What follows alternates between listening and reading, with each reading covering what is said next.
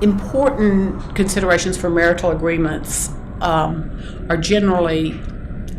if someone has some knowledge or gets with an attorney and understands what living and being married and getting a divorce in a community property state like Texas, if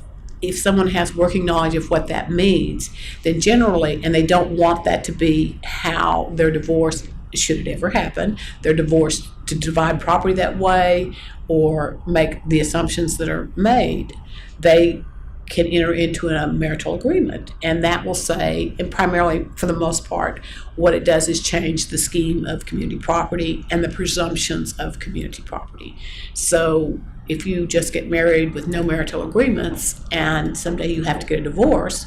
well, the court will presume that all property owned by you and your spouse is community property.